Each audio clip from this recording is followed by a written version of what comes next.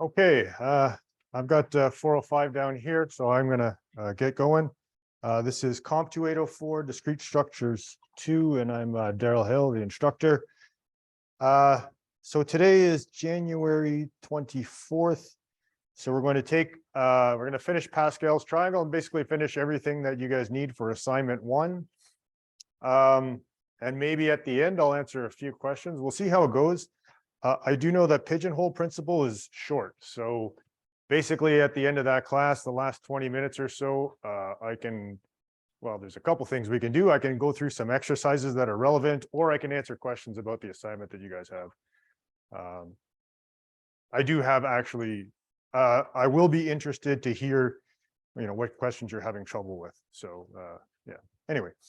So yeah, assignment 1 is due this weekend, and then test 1 is next week. But any questions before we get started? Okay. So last class we had briefly touched on, we had a slide entitled Pascal's triangle, and today we get to see what exactly we meant by that. Possibly, maybe. All right. But first we're going to start with and I don't know how to pronounce this, Vandermonde. I'm going to go with that. That may or may not be right. So the Vandermonde identity, we'll continue our work on combinatorial proofs. So a combinatorial proof is basically I have something I already know how to count, and I say that this also counts this other thing because they're identical. So we can prove things by equating them to a counting problem. So let's consider 3 numbers, m, n, and r. Each of them are at least 0, and r is less than or equal to m and less than or equal to n.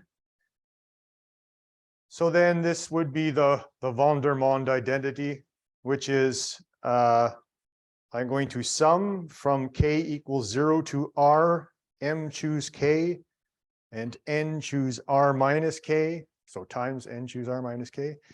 And my claim is that this entire sum is equal to m plus n choose r. Okay, so all right, so how are we going to prove this? Well, okay, and if we expand it out, we get something that looks like this, of course, if we expand out our summation. All right, so we want to take something we already know how to count, in particular, probably this, right? So by default, it's a binomial coefficient. The definition is I have a set of size m plus n, and I want the number of ways I can choose a subset of size r from that set. Okay, so that's the definition of binomial coefficient. We typically see it written as n choose k, but we can also write it in a more complex form here. And we know what that means. And so what we're going to sort of argue is that if I have a set of size m plus n, maybe I can divide it into m plus n, or sorry, a group of n elements and a group of n elements, right? These are disjoint sets. And if I choose r items from those 2 sets, then I have to choose some of the items from m and some of the items from n. So if I count all the different ways that I can do that, then I end up with this. So we're going to go through it in a little more detail, but that's the idea behind it. So each of these terms in the sum represents, I'm taking some number of elements from the subset m and some number from the subset n. So we'll have a nice little diagram here in a second. So this is what we talked about. We know how to count m plus n choose r because it's the number of subsets of size r in a set of size m plus n. But let's say we took that set and divided it into 2 subsets that were disjoint, but also that their union was the entire universe, let's say. And men and women, these are arbitrary categories, of course. We only care that there are 2 categories in this case. All right, so we take our original set, we divide it into 2 categories, m on one side and n on the other. And then we're going to start choosing subsets from among those two groups of people. Okay. So yeah, we want to argue that these count the same thing. So how we're going to do it is how we just talked about. So if I'm choosing a subset of size R from this group, some of them will come from the men, some will come from the women. And in fact, there's a precise number that comes from each. So there's a number of subsets that I can choose just from the women, like all R people from the women and 0 from the men. And I'm going to count those. And then 1 from the men, R minus 1 from the women, 2 from the men, R minus 2 from the women, and so on and so forth. So I'm going to look at all the different ways I can divide up those R people between these two groups of M men and N women. Okay.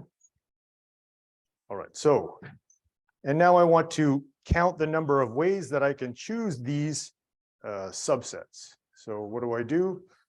Well, if I choose if I choose 0 men, that is M choose 0. And if I choose R women, that is N choose R. All right. And I did them. And this is, I'm counting this using a procedure, a sequence of tasks. So I would use the product rule, right? So I do this, I choose these, and then I choose these, and I multiply them together. And that gives me all the sets of size R of all women. And then I can choose 1 from the men. There's M choose 1 ways to do that. And R minus 1 from the women. There is N choose R minus 1 ways to do that. And so on and so forth. And I can, easily use the binomial coefficients to count the number of ways to choose these subsets. So each of these, taken together, all the different ways that I could do them represents subsets of size R chosen from this entire group. All right, so questions so far? Okay. All right, so we have all of these, and now so we've talked about how this is the product rule because this is a sequence of tasks. My task is to choose a subset of size R that has, in this case, so some number of men and some number of women, and these are the ways to do it. But how would I relate now all of these together? So now, again, we're looking at sets.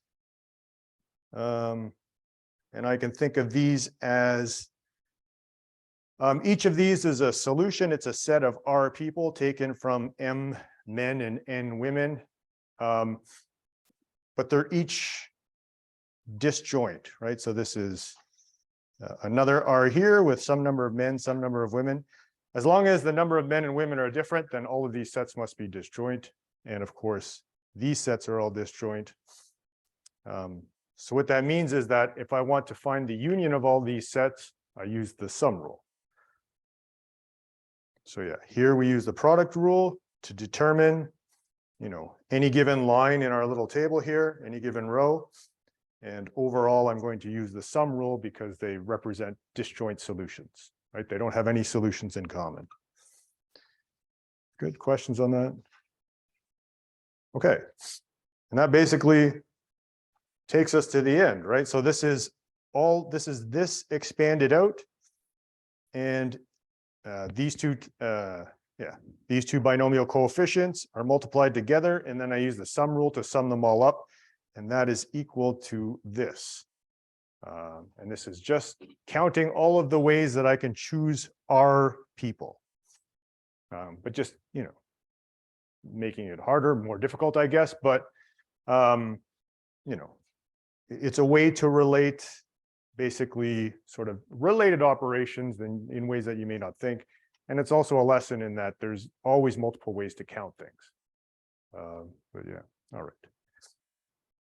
So we've shown combinatorially that this holds, right? We just argued basically, we used a little bit of graphics in the table and things like that.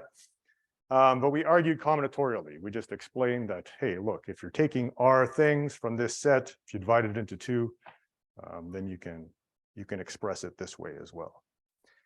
There's a special case if m is equal to n, which is equal to r, then we can write this like this, right? Or sorry, yeah. So this, and then m equal n equal r means this m plus n choose r is written as n plus n choose n, which is 2n choose n. All right, so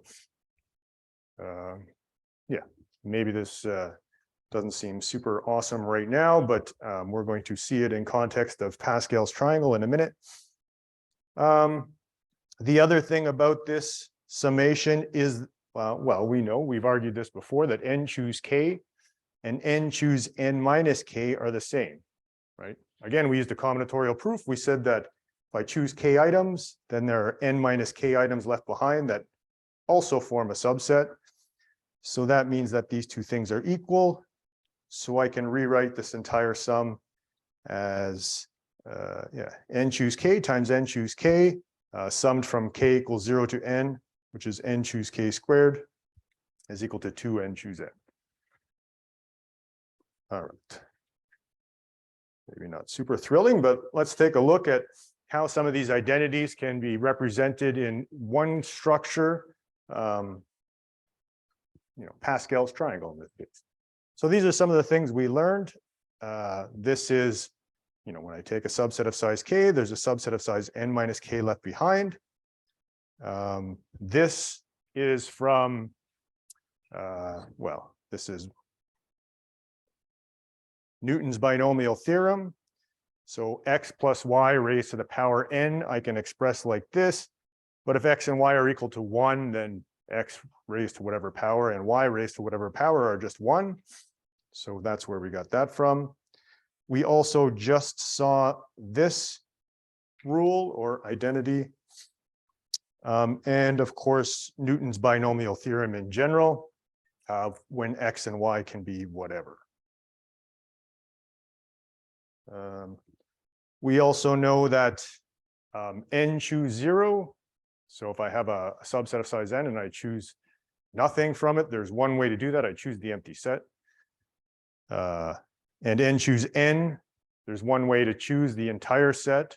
So those are both equal to 1. And I also have what we showed last class. So this was right at the end of class, we talked about if I wanted to count the number of ways to choose a subset of size k from a set of size n. Well, if this is my n items, I could think of one special element, and then I count, all of the subsets that have that special element in it, and all of the subsets that do not have that special element. Right, so that's where we got this identity from. Yeah. Okay, so let's look at Pascal's triangle. So Pascal's triangle, you've probably often seen it written in integers, and we will see it written in integers.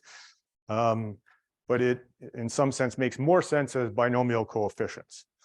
So if I have 0 choose 0 here is equal to 1.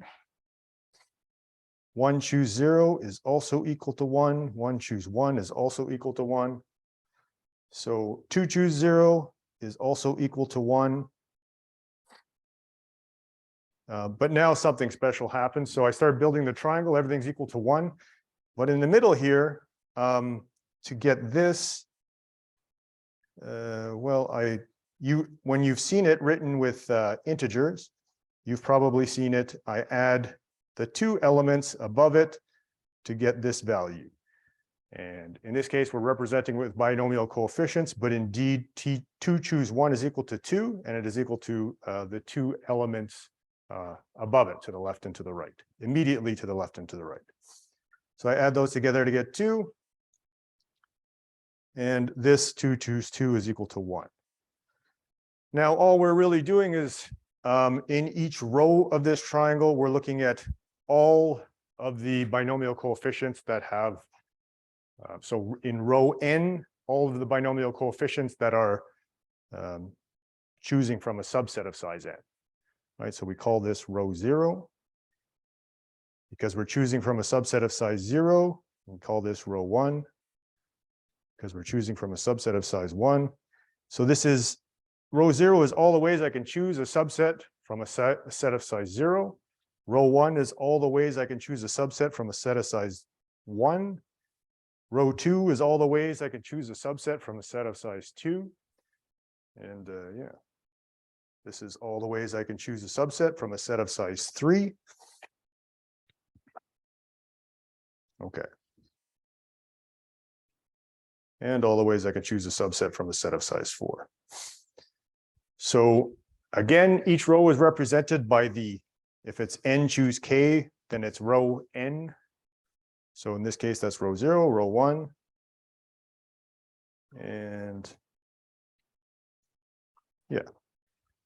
These are also all the coefficients for if I expand out this binomial, right? So x plus y raised to the 0, well, that's whatever the values of x and y are, that's equal to 1.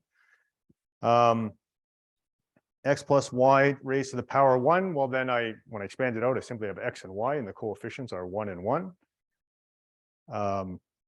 X plus y squared, well, this is, we can think of this as the coefficient of x squared. This is the coefficient of xy, and this is the coefficient of y squared. And if we go to the next level, x plus y cubed, then of course this is x cubed, x squared, y, plus xy squared. Wait, did I miss it? Sorry, xy squared is here.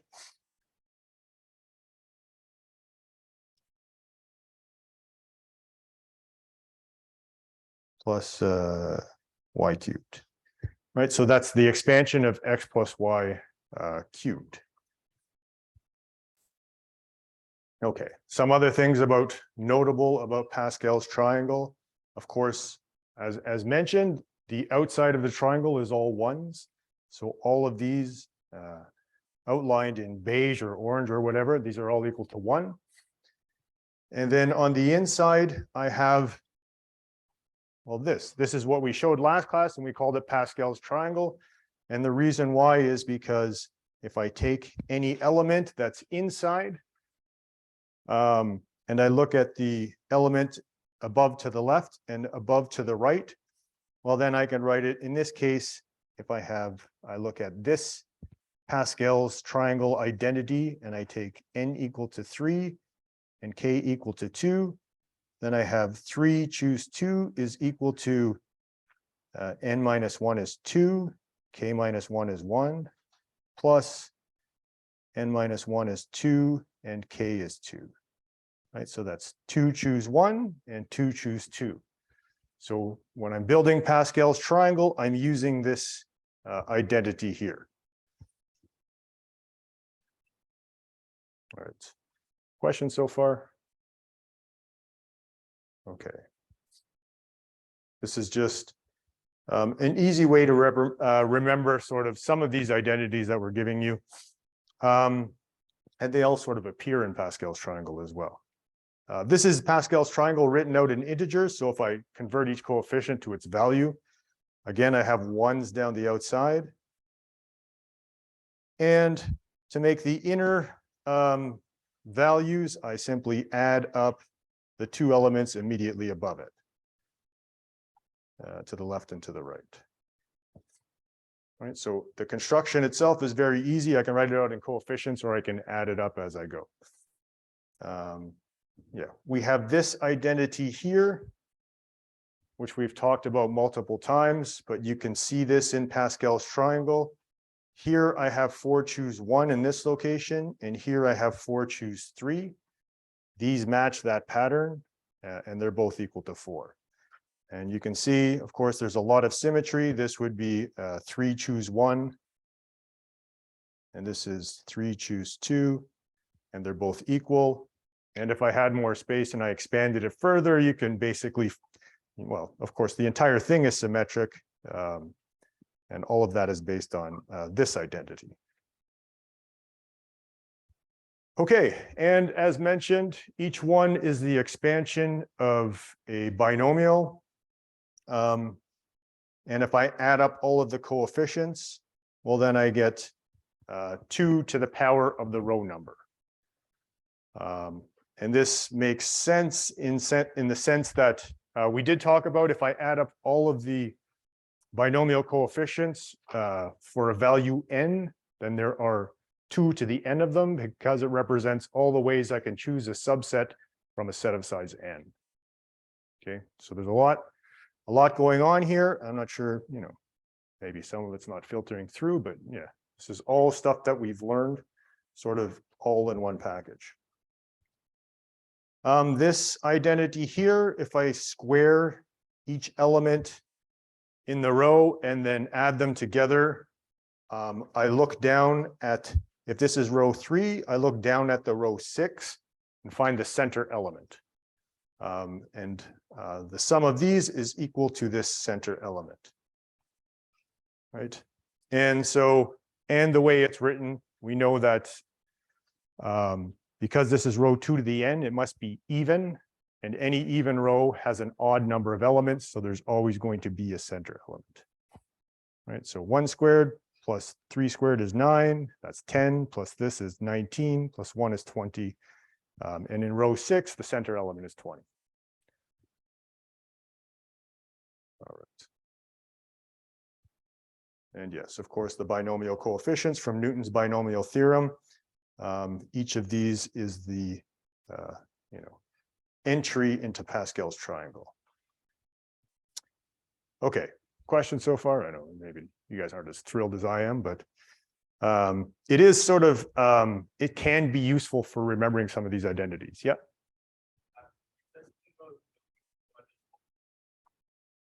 Yeah.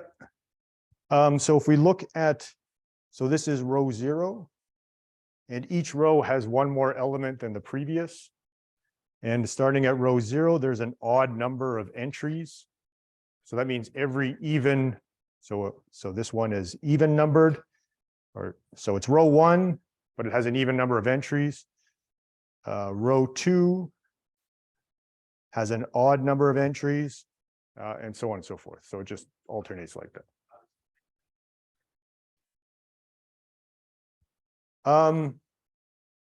What I'm saying is that, so the claim is that if I sum up the square, so let's go back.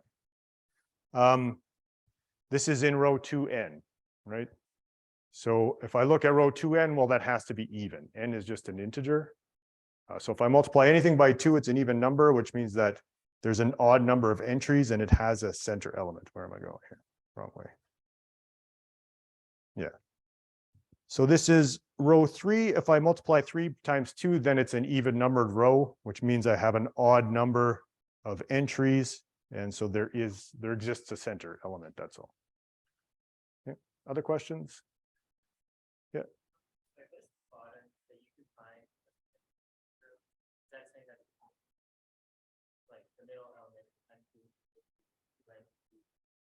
Yeah, yeah. Sorry, yeah. So I'm saying that this identity is represented. So here I'm taking, this represents the sum of the n choose k squared. So each of them, I've represented them as integers here, but they're each binomial coefficients. If I sum up these values, that's equal to this number, which, so this, let's write it out as k equals 0 to not n, but 3. Right, so if I wrote it out specifically, and then it's 3 choose k squared, and then so that is equal to, if I expand this out, that equals this sum here. And then this is equal to, I said 2n choose n, which is 2 times 3, which is 6, choose 3. Right, so if I look at row 6 and yeah, so this is 6 choose 0, 6 choose 1, 6 choose 2, 6 choose 3 is right in the middle. So that's equal to that. So this is the generalized form, and this is a specific example. Yeah. Other questions? All right. My eyes are a little blurry, so just wave your hand if I don't see you, if you raise your hand and I don't see you. I lost my glasses, and if I stare at the computer too long, of course, my vision is not what it used to be. All right. Okay, so let's talk about, we did talk about, so this represents this identity, but you can also do some other interesting things. And these are questions that may appear on exams. I've seen them. I know McKeel asks them. I usually take them out of there because they are kind of difficult, but let's take a look at this blue entry. And let's see if we know that it's composed of this and this. So I add those together. That makes, orange plus orange equals blue in this case. But let's expand it out a little more. I can say 3 choose 1. It's also composed of the 2 elements above it. So I can say that, well, 3 choose 1 plus 3 choose 2 equals 4 choose 2, or I can say 2 choose 0 plus 2 choose 1 plus 3 choose 2 is equal to 4 choose 2. And you may say, well, okay, who cares? Well, then I can say, well, this is equal to 1. And I know that this one is also equal to 1. So I can, for instance, express this entry as the sum of all of these. And the rule is basically I can step right, diagonally, and then left diagonally as far as I can go, right? So 4 choose 2 is the sum of all of these entries. And I can go as deep as I want into Pascal's triangle and still express this as this weird sum, which I have seen on, tests. So yeah, now that I've shown it to you, I might put it on too. So we'll see. Questions on that? All right. You can also do that symmetrically the other way. So again, I start with this. I expand out 3 choose 2. I know it's equal to this plus this. If there were more entries, I could expand this one out to this and this, but in this case, this one is empty. So yeah, I can, to get the sum of 4 choose 2, I can step right and then just go all the way up diagonally and sum everything I find and to get this blue guy. Ooh, that would be a good assignment question. I should have asked that because I don't really have a good combinatorial proof for that. So there is, I'm sure there must be a combinatorial proof, but I can't think of one. So yeah, next semester. I could leave that as a bonus maybe or something. All right, questions on that? Yeah. So if I add all of those up, I get 4 choose 2. And I just basically by expanding this out, right? Let me write it another way. N choose K is equal to N minus 1 choose K minus 1 plus N minus 1 choose K, but I can also expand that out, right? So I can say N minus 1 choose K is equal to N minus 2 choose K minus 1 plus N minus 2 choose K.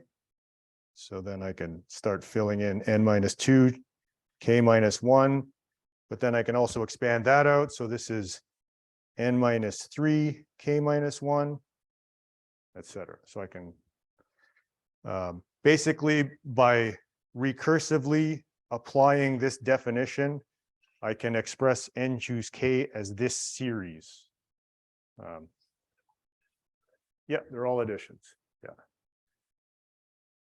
Yeah. Yeah, so it's equal to N choose K is equal to the sum of these. It's also equal to the sum of, I could also write it where K keeps decrementing as well. That's also true. Yeah. Yeah, so how I figure how the Pascal triangle works is that whether or not you step like left or right, it will end on to what's like either what you decide to be the left side or the right side of what you step on. What's that, sir? Yeah, so, well, just like what you said for like, the series that you, circled on, right? You Yeah. said you step to the right, that's 4 to the 2, but, how would you exactly like step to the left and be like 4 of 1? Yeah, you can do the same thing the other way, which if you just expand it the other way, then it's equal to all of these guys. Yeah, so this, and I mean, there's basically any number of expansions you can do here. This is just one that you can express nicely as a summation, as a series. And yeah, if you could think of a combinatorial proof for this, I'd be very interested to hear it. I tried to think of it, I couldn't. Other questions? So when I say combinatorial proof, we know this counts. This is choosing a subset of size k from a set of size n, but also if I count that in a different way using these, I can also count all of the subsets of size k from a set of size n, but I can't figure out how to explain that. Anyway. All right. Okay, so that's Pascal's triangle. Just a nice little thing to remember some of these identities. Can be very quite useful to, I guess, maybe write it down as soon as you start a test and then maybe refer back to it when you need to. But let's look at an example using binomial coefficients. Let's take the word Mississippi, and we're going to rearrange the letters of the word and make new distinct words. Right, so I could take these letters and rearrange them, and I consider this to be a new distinct word. We don't care about meaningful words. We just care about different arrangements. And by different, of course, if I swap the two S's, then that's not different. That's the same. So the S's are all identical, the P's are identical, the I's are identical, right? So our first idea might be to take all permutations. So there's 11 letters in Mississippi. So you might guess 11 factorial for all permutations, but of course, some of those permutations are going to be repeats because there's repeated letters. Okay, so yeah. One such permutation, if I swap the third and fourth letters, and that is a permutation of the letters of Mississippi, I still get Mississippi. So that's no good. Okay. However, what we do know is that if I'm choosing, for instance, locations for all of the S's, and I don't care about the order, then I can use binomial coefficients. Use binomial coefficients when order doesn't matter, or when we talk about sets, and sets, order doesn't matter.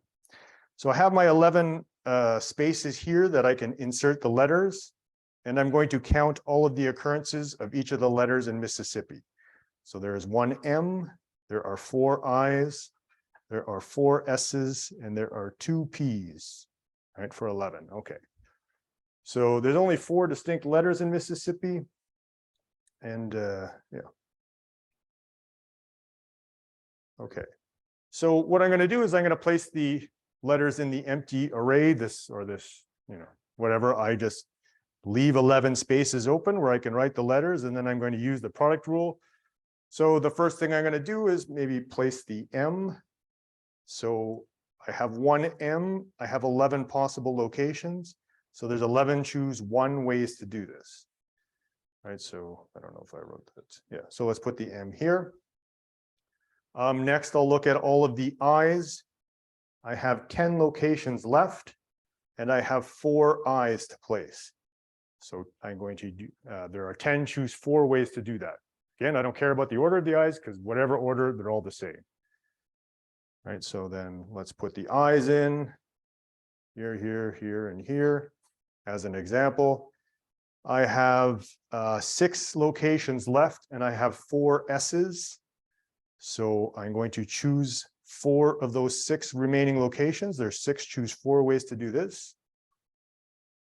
So S, S, S, S. And finally, there's 2 P's and 2 locations left. There's 2, choose 2 ways to do that. 2, choose 2 is, of course, 1. So that when I write the answer, I might leave 2, choose 2 out, and you can too. But yeah. As a final result, I executed 4 tasks. And I'm using the product rule. It's a procedure, so I'm going to multiply them all together. And I get 11 choose 1 times 10 choose 4 times 6 choose 4 times 2 choose 2. Okay, so that's the answer. I can expand it out a little bit, right? I know my formulas for binomial coefficients, and then something interesting sort of happens. So this is acceptable. I'm fine with that. Well, let's dig a little deeper and see what else is going on here. So I have 11 choose 1 is 11 factorial over 1 factorial times 10 factorial. And then in my next binomial coefficient, I have 10 factorial or 10 choose 4, which is 10 factorial over 4 factorial times 6 factorial. So these 10s will cancel out. Here I have a 6 factorial, and up here I have a 6 factorial. So those 6s actually cancel out as well. Here I have a 2 factorial, and here I have a 2 factorial, and those also cancel out. So in the end, I'm left with 11 factorial over 1 factorial, which is just 1, times 2 factorial, or 4 factorial times 4 factorial times 2 factorial. Right, so I could also add in the 1 factorial here. And it's equal to 34,650. Okay. And so I mostly tell you not to expand stuff out like this, and I mean it, but we're doing this for a particular reason. But any questions so far? Yeah.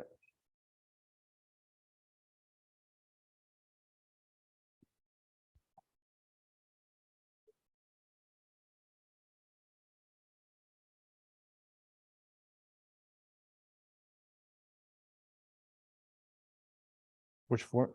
So that's just each of those is the formula for the binomial coefficient, right? So 11 choose, or let's say 10 choose 4 would be a more interesting example. We've shown earlier that that's equal to 10 factorial over 4 factorial, and then times n minus k factorial, which in this case is 10 minus 4 factorial, so that's 6 factorial. Yeah, so that's the expression for binomial coefficient. So this is equal to this is equal to that, and that, and that. Other questions?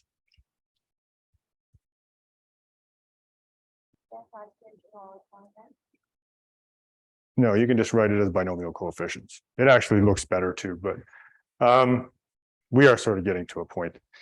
Yeah, other questions? Okay.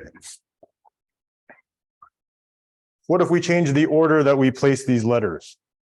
Right, so here I have a very specific set of binomials or binomial coefficients. And if I did it in a different order, I would get a different set. Right, so let's say I place the 4 S's. There are 11 choose 4 ways to do this. So yeah, I don't know. It's S, S, S, S. And then I choose the 2 P's. I have 7 empty locations left, and I have 2 P's to place in them. So let's say I choose P and P. So there's 7 choose 2. Now I have 5 remaining locations, and I place the 4 I's. So I. And then finally, I have my M, and there's 1 choose 1 ways to place that. Let's put that there. I did my procedure. It still qualifies as the product rule, but now it looks like I have different binomial coefficients for sure. But these should be the same number. So that is sort of the point that we're getting to, is that I'm going to take it again and I'm going to expand it out to what I know these binomial coefficients are equal to. So I have 11 factorial over 4 factorial times 7 factorial. And then I have 7 factorial over 2 factorial times 5 factorial. Well, these cancel. The 5 factorials also cancel, and the 1 factorial cancels. Well, who cares? It's only equal to 1. But then if I write this again, I have 11 factorial over 4 factorial times 4 factorial times 2 factorial. So I have the exact same number. So when I do something like this, it doesn't matter which order I place the letters in. It's all going to be the same, even if it looks different. Right, so this is equal to whatever we did on the other slide. All right, questions? Okay. Again, you don't have to expand this out. However, if you're interested, well, let's actually, maybe we can think of another way to compute this. Here, let's come back to this actually. All right, so I can also write this as, so this is what those two, I did the product rule, I multiplied all those coefficients together, and I got 11 factorial over 4 factorial times 4 factorial times 2 factorial, and not seen here is the 1 factorial. I can also write this as a multinomial, so I can write it like this. You guys don't have to do this, okay? The way we did it before is fine. But for those of you who are interested, there is a reason why they're all equal. And this is the, if you're interested, I won't ask this on a test, but it is the proper way to, the proper notation for this. So what that means is that 4 plus 4 plus 2 plus 1 add up to 11. So I have a set of an 11 and I'm choosing subsets from it, right? So this is a multinomial.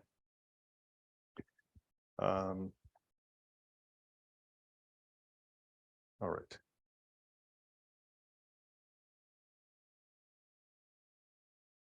Yeah, another way to think of it, and again, this is for your maybe your own understanding.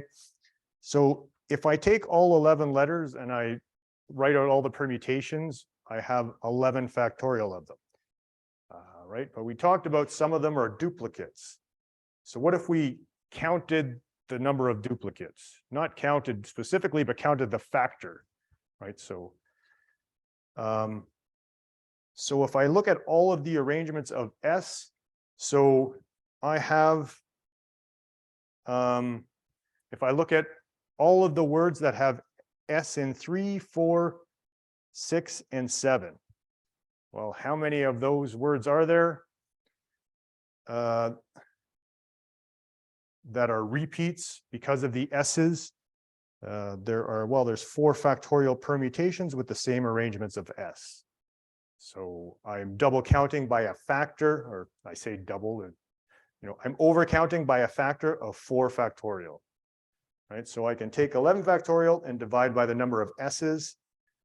I have also overcounted all of the permutations of I, so I can divide by 4 factorial to account for those. And then there are 2 factorial permutations of P's, and of course, 1 factorial permutation of M. So I can look at all of the original arrangements, and then I can divide by the number of times I've sort of repeated myself, I guess. Again, maybe that strikes a chord with you, maybe it doesn't have to. Maybe, food for later thought, but yeah, any questions? Yeah. Subtract it? Well, you have to divide because, yeah, if I look at, let's say I just fix the other letters, right? So I want to count, well, if or let's say, maybe a better word would be miss. So M-I-S-S, I have 4 words or 4 letters. So maybe I have an M and an I and an S and an S. And if I look at all the permutations, there's going to be, if I look at all the permutations that have an S in locations 1 and 3, then I have this. And I also have 2 more where I is here. And yeah, S.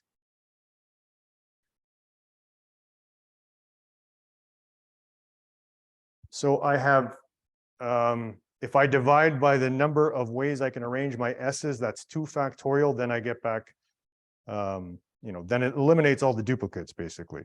So if I look at all of the words that have M here and I here, and then I look at all the arrangements of the two S's, well, then I've overcounted by a factor of 2 factorial.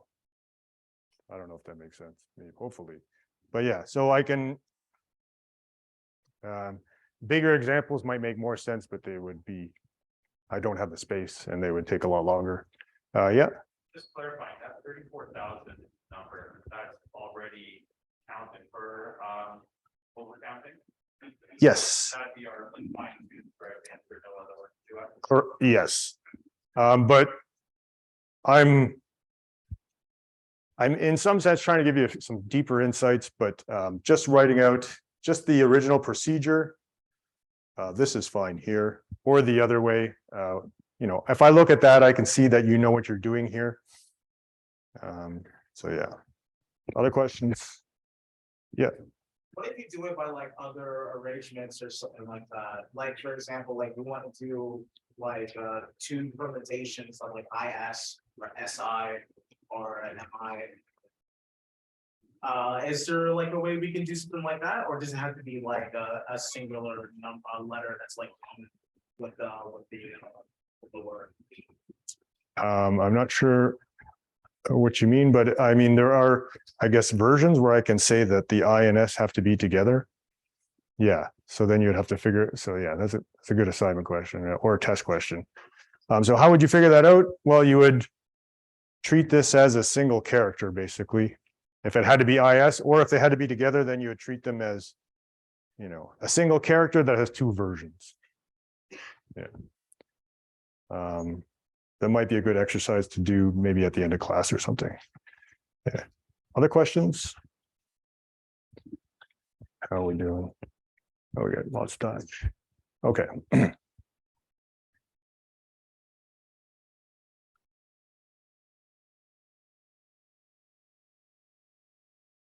All right, so we can generalize to as many terms as we like. All right, let's look at another application of binomials. So here I have an equation. So I have x1 plus x2 plus x3 is equal to 7.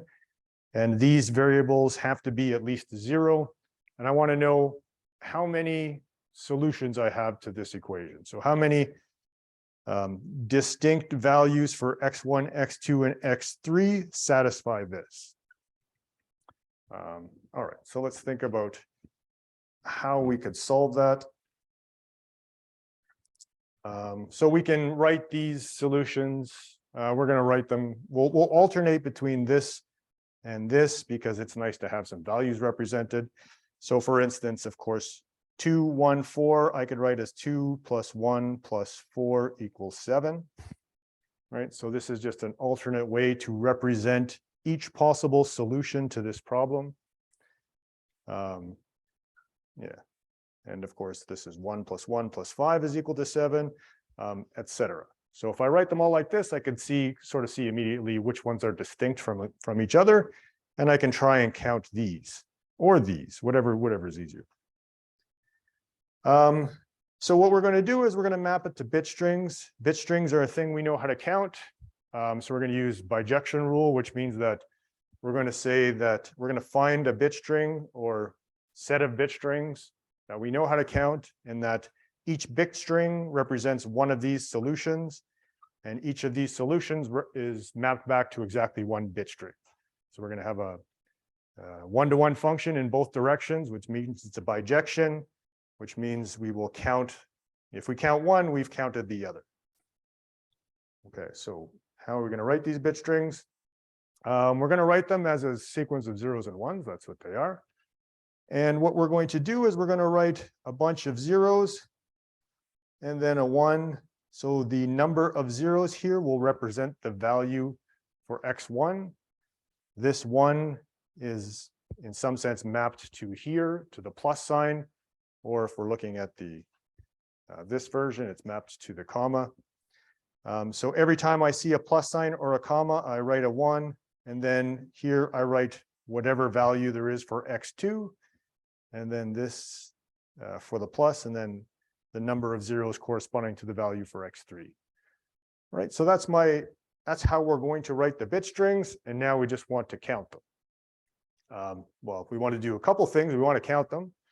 But we also want to make sure that each of these bit strings maps to some unique solution, and each of these solutions maps to some unique bit string. And if we can do that, that means they have the same, the set of all of these bit strings and the set of all of these solutions have the same size. Okay. So, well, 2, 1, 4, I would map it to this bit string. So I have 2 here. That's the original 2. I see a comma, that's the 1. I have 1 here, that's this single 0. I see the comma, that's this one. And then I have a 4 here, so I write 4 zeros. Okay, so that's, and that maps to a unique bit string. So it maps to a single bit string and no other values will map to this bit string, right? Because if I change any of these values, I would change the number of zeros between the ones. Okay, and 1, 4, 2, again, this 1, I write a single 0. I have a comma, I write a 1. I have a 4, I write 4 zeros. I have a comma, I write a 1. I have a 2, I write 2 zeros. And et cetera, et cetera. Okay, so yeah, that's the mapping in this direction. What did I do here?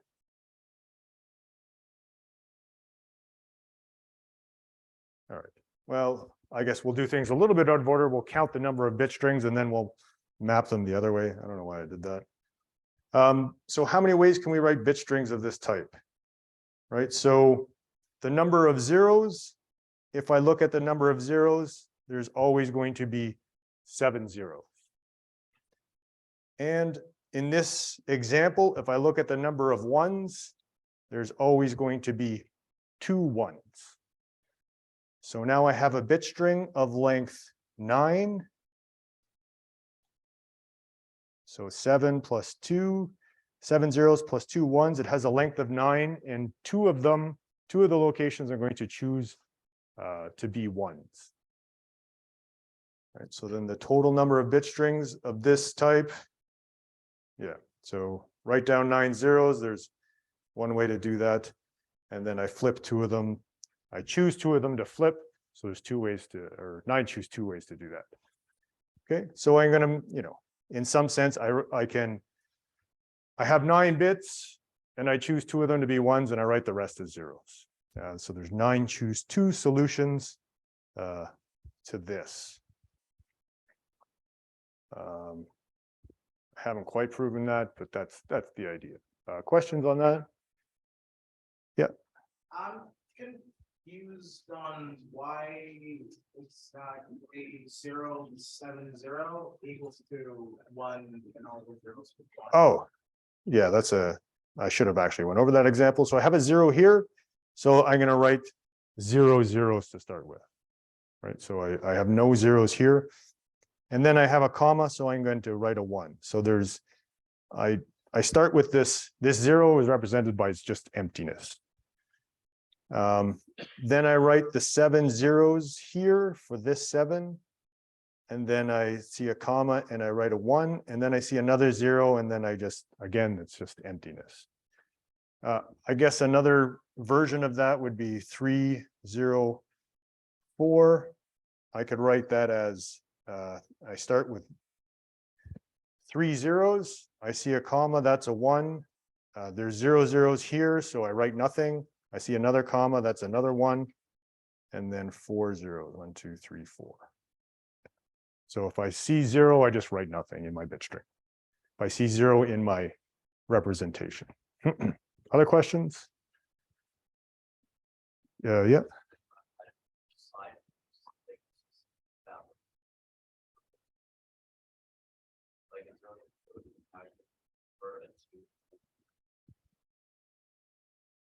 How I convert what? I mean, how?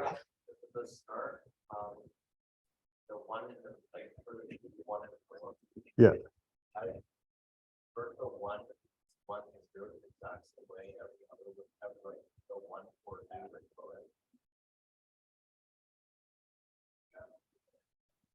Still not quite.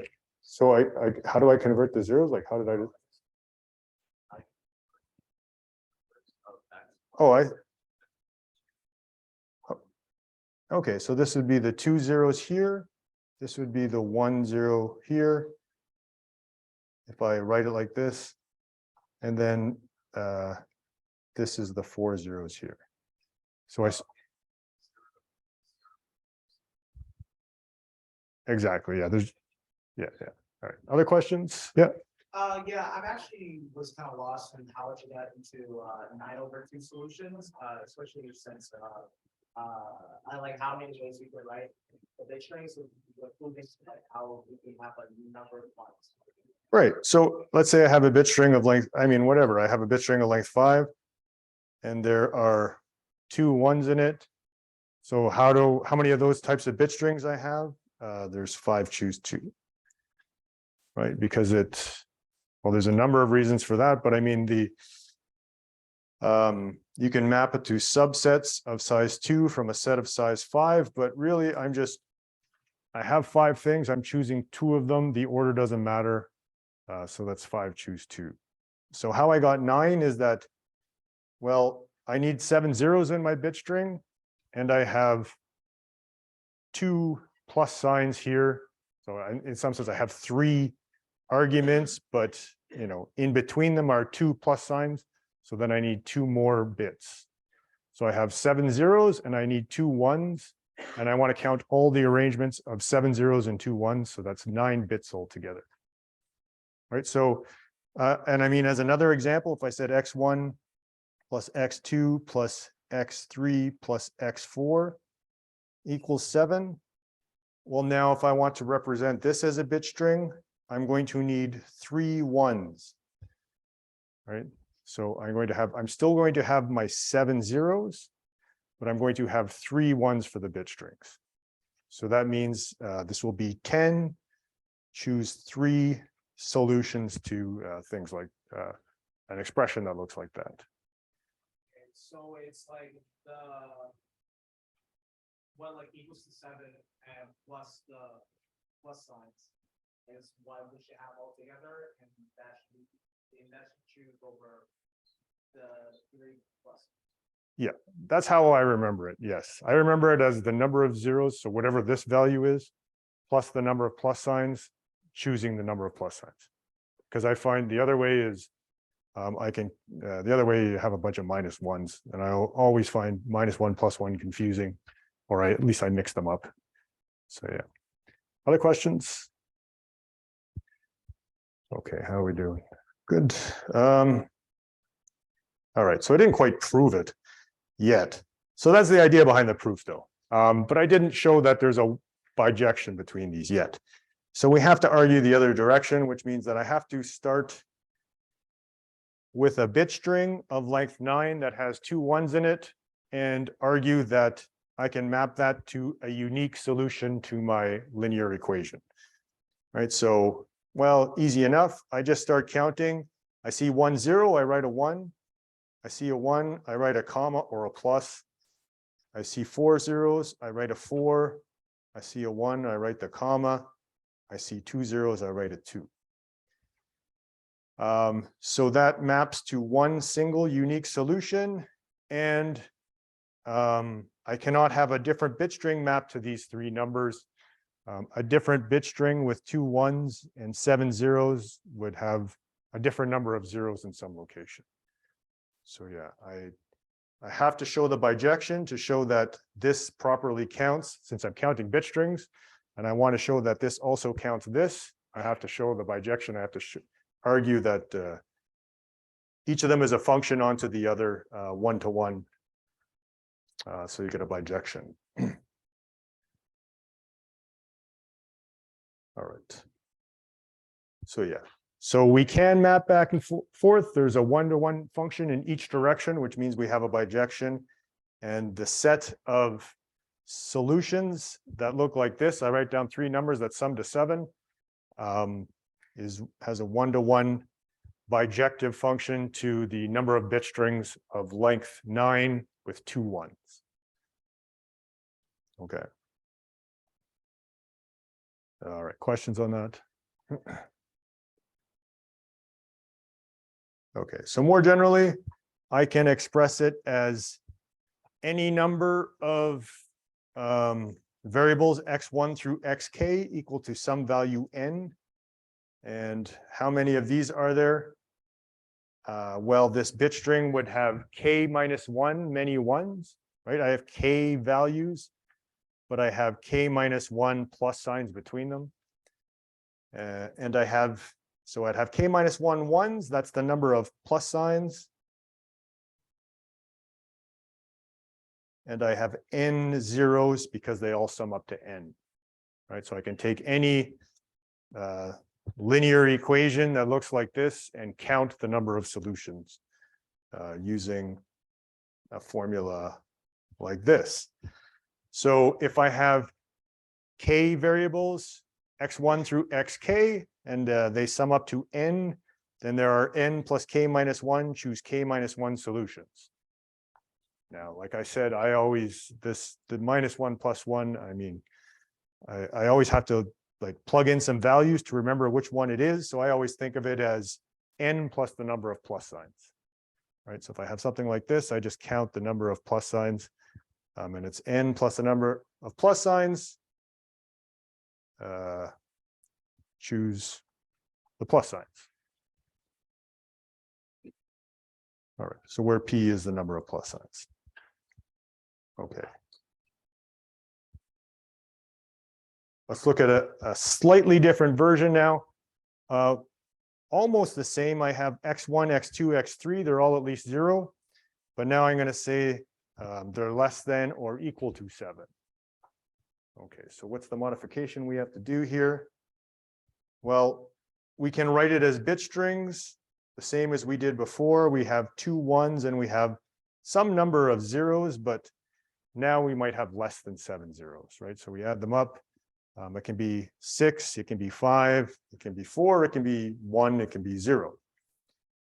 So all of the original solutions will still work with this, right? So when x1 plus x2 plus x3 was equal to 7, I had these solutions. These are all still valid. But now I have more solutions. I have, 2 plus 1 plus 3 is equal to 6. I have 1 plus 1 plus 1 is equal to 3. 0 plus 1 plus 1 is equal to 2. All of them equal to 0. These are all valid solutions now.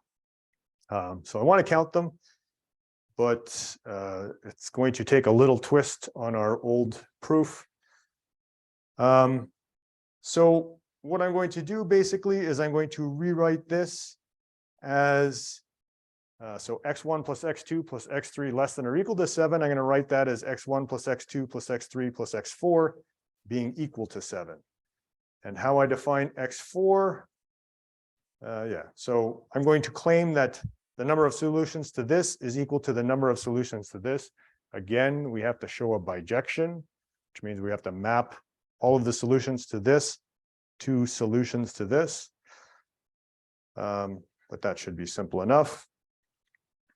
What we're going to do is, these are possible solutions to my first linear equation here. And then I'm going to look at the solutions of this one that they would map to.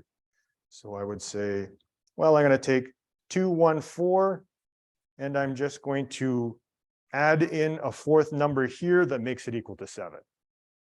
Okay, so x1 plus x2 plus x3 still have the same values, but now I'm adding in this x4, whatever value I need to have it sum to 7. Right, so 2 plus 1 plus 3 is 6. So I have 6 here, and I make x4 equal to 1. So this sums to 7. 0, 1, 1, and I make x4 equal to 5. So it sums to 7. So for each possible solution to my inequality here, I can map it to a single solution of my equality. And these I know how to solve, right? We actually just did it a second ago. So the number of solutions to linear equations that look like this are, of course, 7 plus 3 plus signs, so that's 10.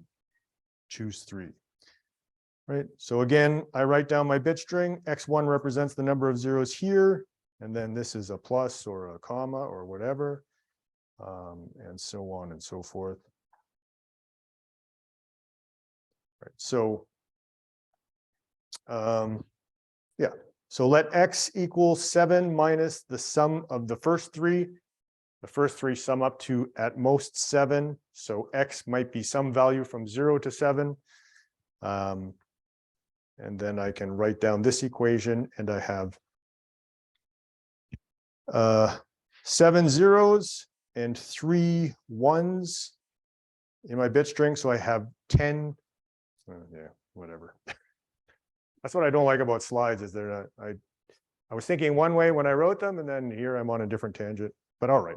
So I take this original equation, I subtract x4 from both sides. So I subtract x4 from here, and this minus x4, and then I end up with this equation.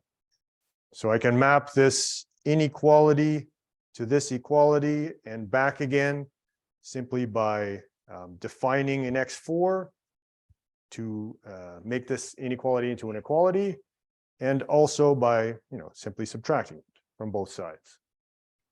Okay, so that's my bijection from this solution, or this problem with a number of solutions, to this one. Right, so I can go from the top one to this one, and I can go back to that one. So I have a bijection between these two problems. I didn't count them with the bit strings. I counted them with these. Yeah.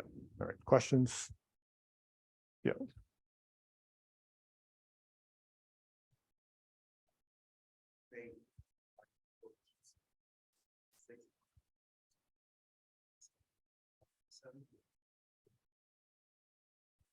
You mean similar to what we did with the words? Yeah, so that doesn't quite work here.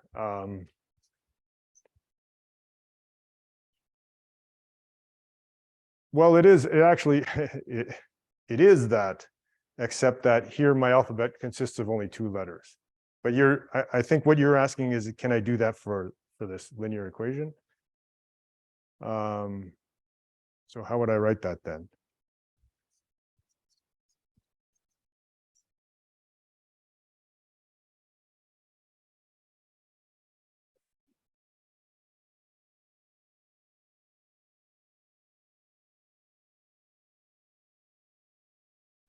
So I didn't quite hear everything you said, but you might be onto something, because there's multiple ways to count this. So you said so which one are we doing first of all? Are we doing the inequality or the equality? Yeah.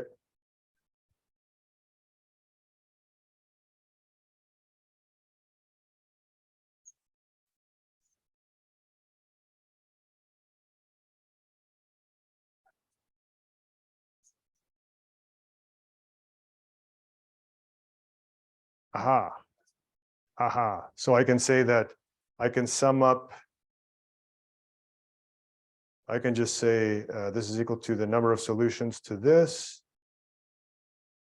equals 7, and then plus the number of solutions to this. Yeah, you can definitely do that. And so then you would write that, you could write that as a summation. So that would possibly be an answer on your assignment. So yeah, no, I mean, good thinking. Yeah, but I could write this if I, wrote out all possible solutions and sum them up. That is equal to the number of solutions to this. Yeah. So yeah, I could write it as a, this would be, this is 10, choose 3, right? So I have 7 zeros and 3 1s, and then I choose, of those 10 bits, I choose 3 of them to be 1s, and that's equal to, I could write that as the sum, and then, yeah, a sum of binomial coefficients. Yep, absolutely. Other questions? Yeah.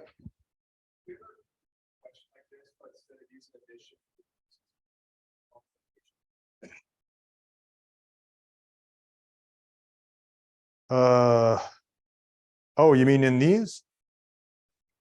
Yes.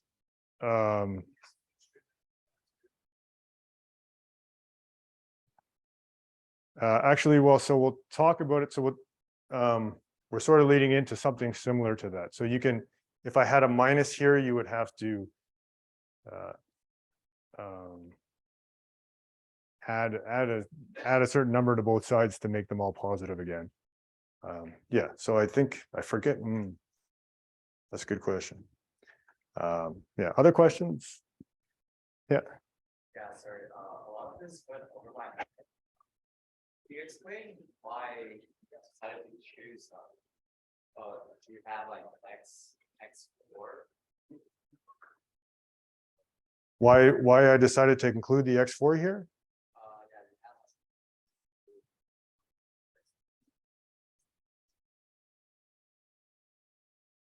Yeah, you have. So what I'm saying is that the number of solutions to this is equal to the number of solutions to this, because when I have X1 plus X2 plus X3, I can uniquely define X4 in terms of those three numbers. Right, so so did you understand the, like, just the linear equation stuff, like when it's an equality? You got that? Yeah. So it's just this transformation that you're not clear on? Or, so I'm arguing that the number of solutions to each of these is the same, right? So that's what I'm doing. I'm saying for each solution here, I can find a corresponding solution there. And there's a bijection, so it's a 1-to-1. Right, so yeah, I know how to count the solutions to this, but I'm arguing each solution to this maps to a single unique solution there. And each single unique solution there also maps to back there. So if I count this one, I'm counting the number of solutions there. Does that make sense? Okay, yeah. These are good questions. I like to know what you guys are getting and what you're not. Yep.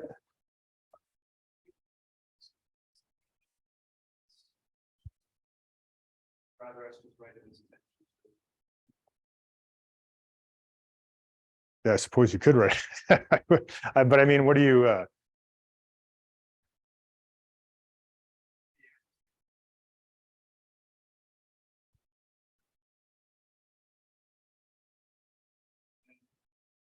X1 plus X2 plus X3 plus Oh, so what you said, but you said 9 choose.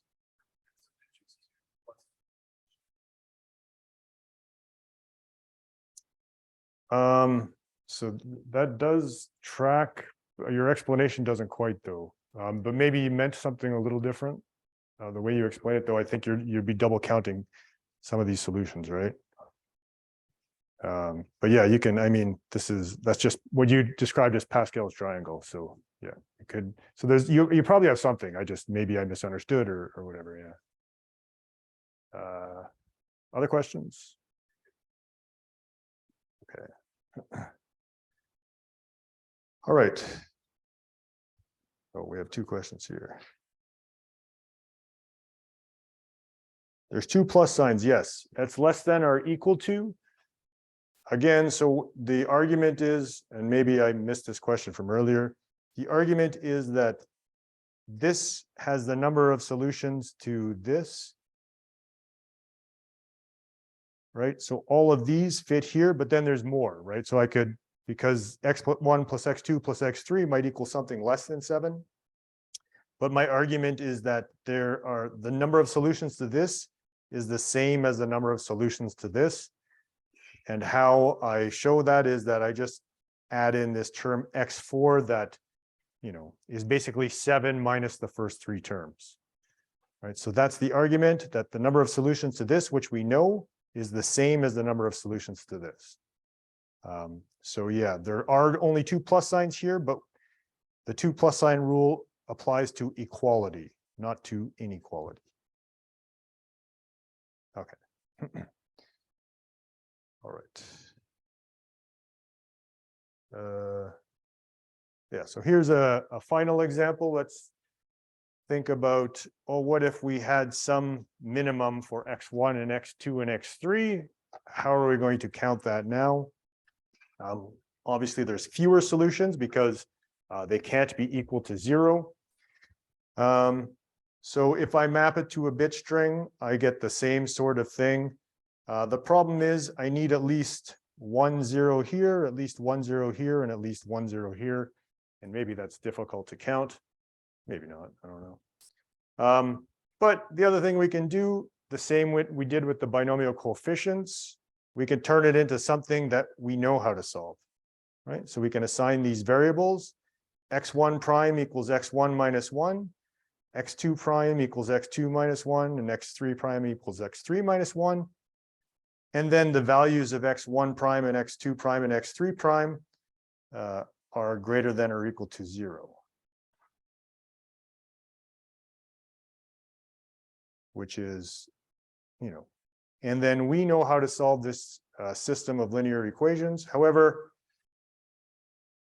yeah, so this solution to x1 plus x2 plus x3 is equal to 7, where each of them has a minimum of 1.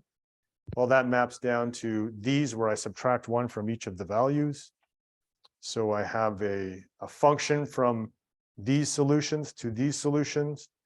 And of course, we know how to solve,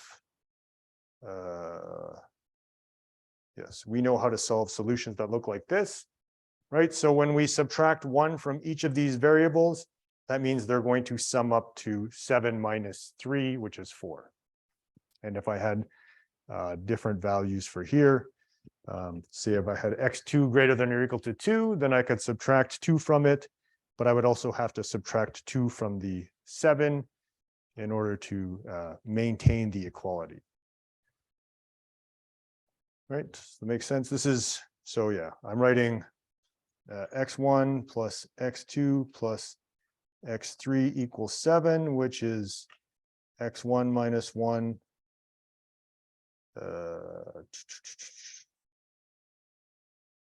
Yeah.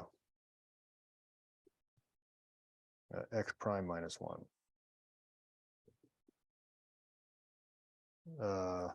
Sorry, now I'm a little confused here. So yeah, but I subtracted 1 from each of the elements here.